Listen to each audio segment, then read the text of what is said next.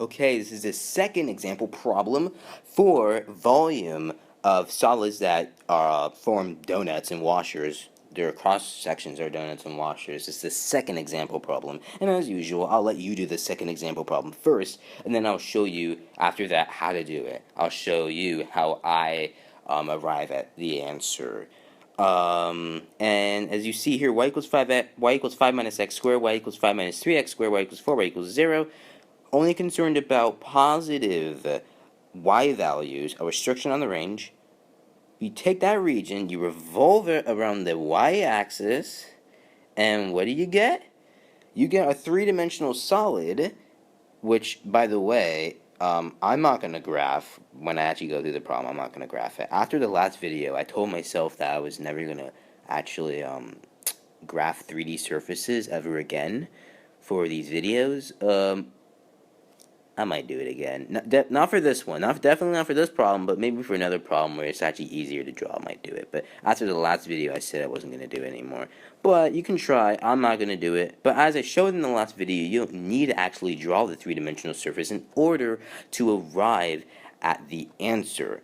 Drawing the three-dimensional surface is something that's optional. You should still draw the 2D graph, but you don't have to draw the 3D graph. Anyway, take a crack at the problem. Come back when you have an answer or if you just don't know what to do. Okay, I don't even know why I drew that in that pen. I should get rid of it. Okay. Here we are.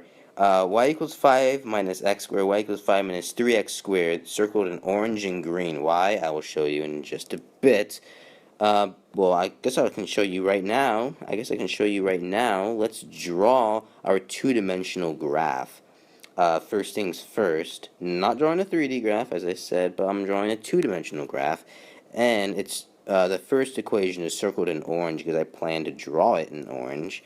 Y equals 5 minus x. Well, okay, first let's write 5. There you go, there's 5. 5 minus x squared. Side face parabola. And then you have y equals 5 minus 3x squared, which is a side face parabola, actually, another one. But remember, when you have a 3 there next to the x squared, it makes the graph more narrow, if you remember that. So you end up having something like that.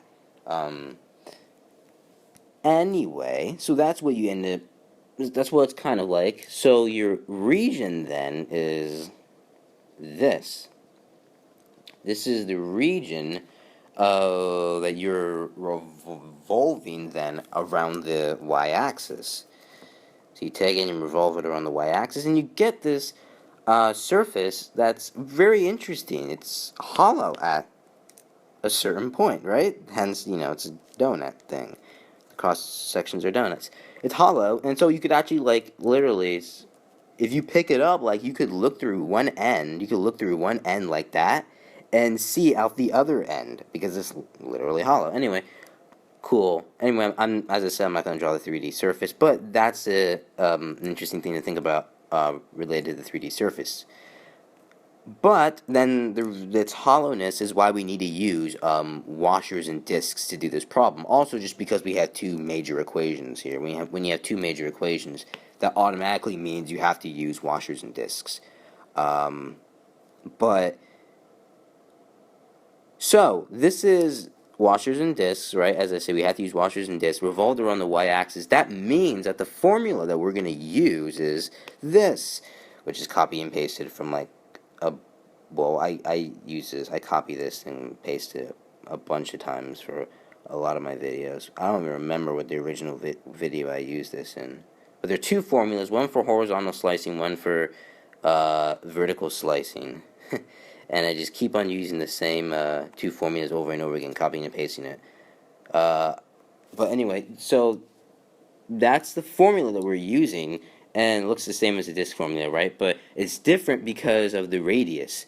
We're going to put in a different value for the radius. When we were using this method, right, it was one major function. When I say major function or major equation, when I say that, I mean an equation that's not a horizontal line or a vertical line.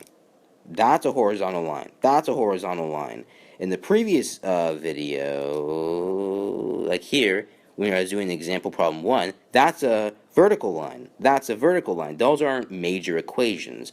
But these are major equations because they're not horizontal or vertical lines. Anyway, in a typical disk problem, you only have one major equation. And so your radius ends up being that one major equation. That's what your radius is. You put your major equation in there for radius, where it says radius.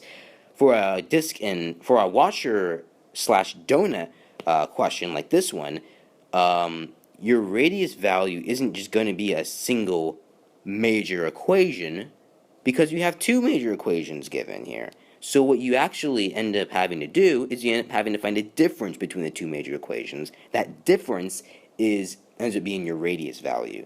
And as I said also in the previous video, the whole top curve minus bottom curve, right curve minus left curve from area, that still applies here for volume. And so our radius, the thing we're going to put in the radius value, will be right curve minus bottom curve. Sorry, right curve minus left curve. It's going to be that. So, before I begin, though, don't want to make this mistake. We're revolving about the y-axis, and there's a dy. There's a dy there. That's so important. What does it mean when there's a dy? Well, among lots of things. Important for this equation, for the integral here, what's important is that a and b have to be y-coordinates, so they have to be y equals something. Because you have a dy, that means a and b have to be y equals something. And then your radius has to be in terms of y. All that because dy is there. If it was dx, then it'd be opposite. A and b have to be x equals things, and the radius has to be in terms of x. But it's dy here, so the radius has to be in terms of y. Here, our equations are in terms of x, so we quickly have to turn these into equations in terms of y.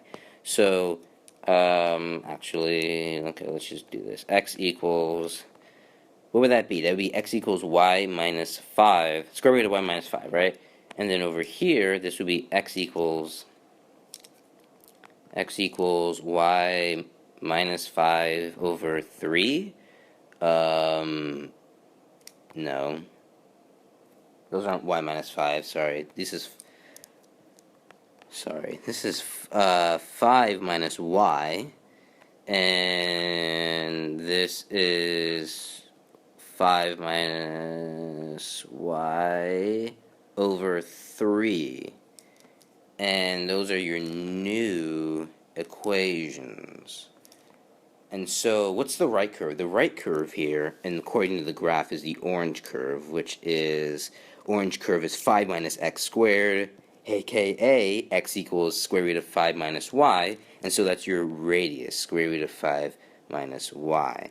And then the first part of your radius at least, and then your left curve is the green curve there, which is y equals 5 minus 3x squared, aka x equals square root of 5 minus y over 3, so then write that in there. And then remember that you have to square each of the components here. You have to square each component. I talked about why you had to do that in the last video where I did the first example problem. That one. This one. So that's your radius. So let's do a quick copy. Copy. Actually, I should have cut that. Okay, then I'll cut it really quickly. Go to this page and paste the radius there. Okay, back here, what's the next thing we have to do? We got the radius situated. What do we have to do now? Now we have to get a and b situated, our limits. So a and b. What are a and b going to be? A and b, remember, they're just the ends of a region, and because it's dy, as I said, because it's dy, a and b have to be y coordinates, y equals things. So, what are the y coordinate ends of our region? Well, right here, right, that's 5, y equals 5, and then down here, that's y equals 0. So a and b then are 5 and 0. Remember, b is the larger limit. You put the larger limit in b, and then you put the smaller limit in a. If you actually put the larger limit in a and the smaller limit in b, you would just actually get a negative volume. Which then hopefully you should be able to you'd be like, what? I got a negative volume, and then you would realize you have to make your volume positive again. So you actually you could check your work really easily. Anyway, so now we can easily find the volume. What are our limits? The limits are 0 and 4. You can put the pi on the outside, right? The pi we're about to come up on. And then the radius comes next, which is then the square root of 5 minus y squared. Okay, so this, obviously the square root of 5 minus y squared is just 5 minus y. Minus, then, squaring the square root again, you get 5 minus y over 3. And so this is your, dy. That's your integral. Continue evaluating pi integral 0 to 4, which then you could combine numbers, because remember that turns into 5 over 3 minus y over 3. You could actually, go through all the math and stuff, but I'm not going to do that because I'm already at 12 minutes for this video, so I'm not going to do that. And your answer will be, okay, here I have it on my calculator. I'm sorry, I did not write it down. So my calculator history, okay, here we go, 25.133. I did it on my calculator and then did not write it down, but I have it in my calculator history. Sorry about that. 25.133 is the answer that you get for your volume, decimal form. If you were to evaluate everything, that's what you would end up getting. 25.133.